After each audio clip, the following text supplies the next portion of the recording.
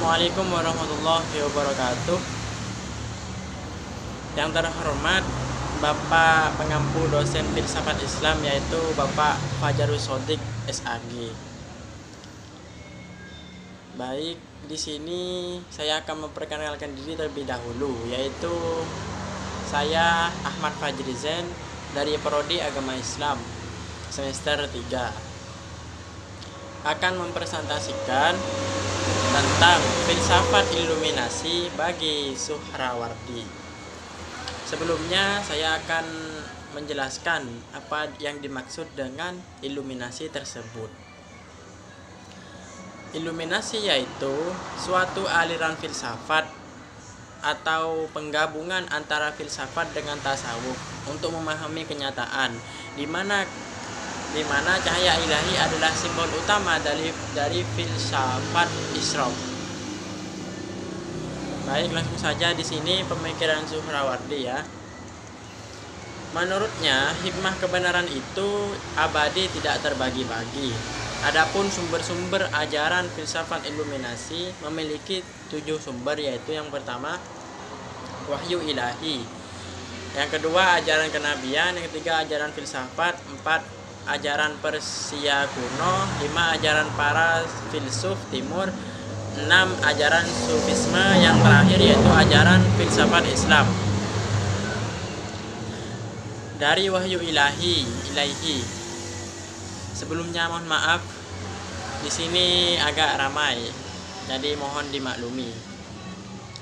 Wahyu ilahi. Menurut pendapat Nasr bahwa teosofi atau yang disebut dengan filsafat iluminasi diwahyukan oleh Allah Subhanahu wa taala kepada manusia melalui Hermes atau yang disebut dengan Nabi Idris.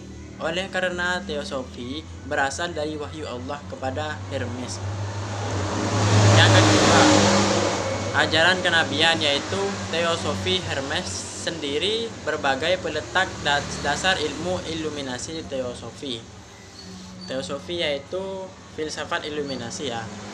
Yang ketiga yaitu ajaran filsafat Yunani kuno sebagai sumber doktrin seperti ajaran Socrates, Pythagoras, Plato, Aristoteles, dan lain-lain. Yang keempat yaitu ajaran Persia kuno ya, seperti Zoroastrianisme, Sabean, dan Magi.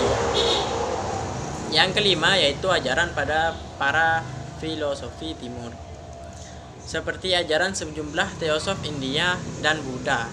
Yang keenam yaitu ajaran sufisme, seperti halnya Al-Hallaj, Zunnun al-Misri, Abu Sahal Astusari, Abu Yazid al-Bustami, dan Al-Ghazali. Ajaran filsafat Islam yang terakhir yaitu dipengaruhi oleh ajaran sejumlah filosofi peripatik, misalnya Al-Kindi, Al-Farabi, dan Ibnu Sina. Praktik spiritual menyendiri dan merenung juga dipandang sebagai juru utama ajaran Israqiyah, tetapi dia bukanlah seorang filsuf mistik dalam arti biasa, melainkan seorang filsuf tasawuf. Para filsuf tasawuf sufi seperti halnya sama yang lain, sumber kebenarannya abadi bagi manusia. Suhrawardi menganggap seperti yang dikutip Ali Madhi Khan bahwa akhir gnosis dan realistis dari segala wujud dan ekstansi, yaitu cahaya. Hakikat cahaya ini adalah penyinaran abadi. Dengan demikian, cahaya ini ada dengan sendirinya sempurna, tidak bisa tergambarkan dan termanifestasi dengan sendirinya.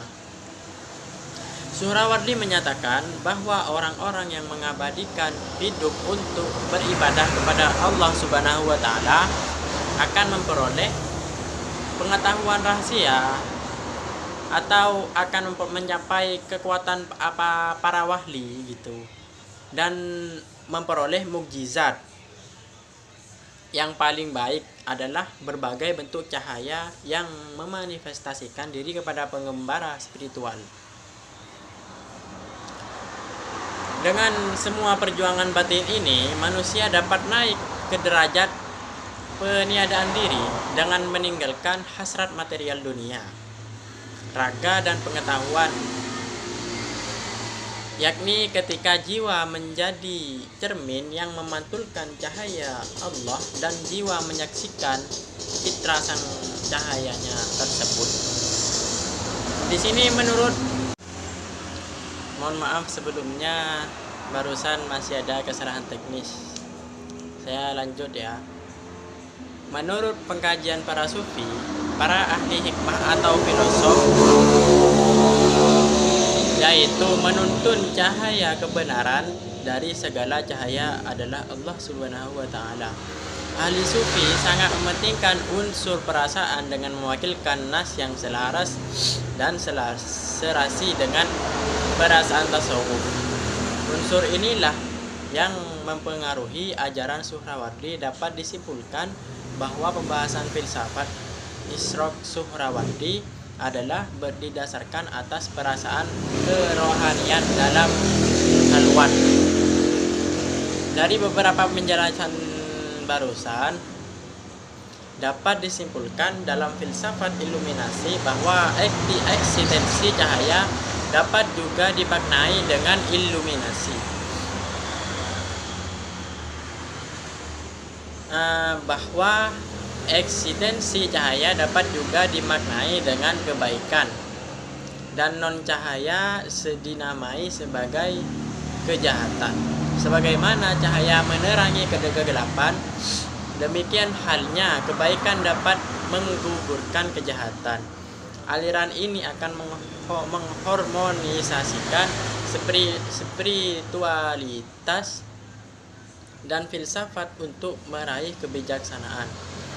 Hal ini sebagaimana dinyatakan Sayyid Hussein Nas Ibrahim Madkur dan Mr. Said Sheikh. Sedangkan menurut pendapat Muhtahari, secara metodologis aliran ini bertumpu kepada argumentasi rasional, demonstrasi rasional, serta berjuang secara keras melawan hawa nafsu dan mensucikan jiwa.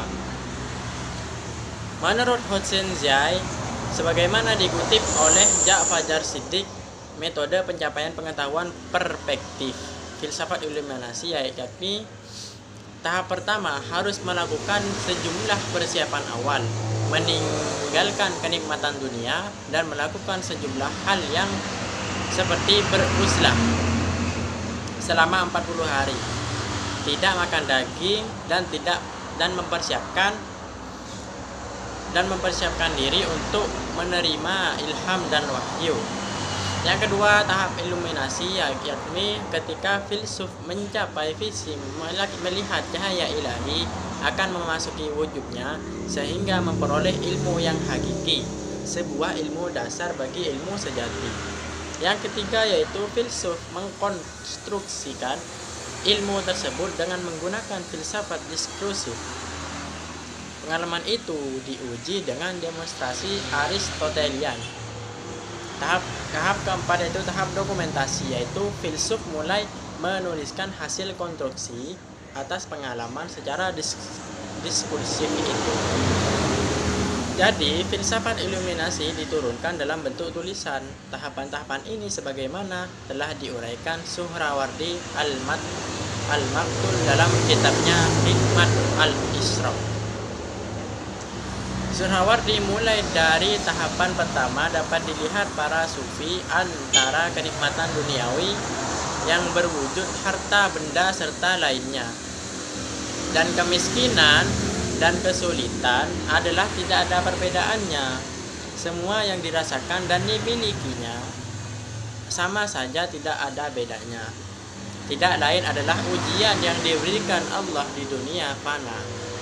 Secara metodologis, kaum sufi hanya bertumbuh pada cara pensucian jiwa atau yang disebut dengan takziyah al-nafs.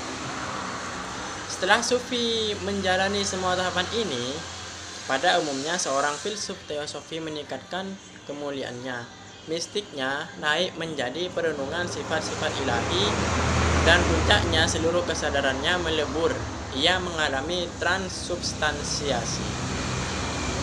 Dalam radiasi esensi ilahi, ini adalah penghentian dari perbuatan baik yang mana Tuhan selalu bersama dengan mereka, yaitu orang-orang baik tersebut. Sebagaimana firman Allah Subhanahu wa taala dalam surat Ankabut ayat 69 yang artinya yaitu, dan orang-orang yang berjihad untuk mencari keridhaan kami, benar-benar akan kami tunjukkan kepada mereka jalan-jalan kami, dan sesungguhnya Allah benar-benar beserta orang yang berbuat baik. Quran surat Al-Ankabut ayat 69. Mungkin itu saja presentasi saya pada hari ini. Kurang lebihnya mohon maaf. Jika ada tutur kata yang salah, mohon dimaafkan. Sekian dari saya. Wassalamualaikum warahmatullahi wabarakatuh.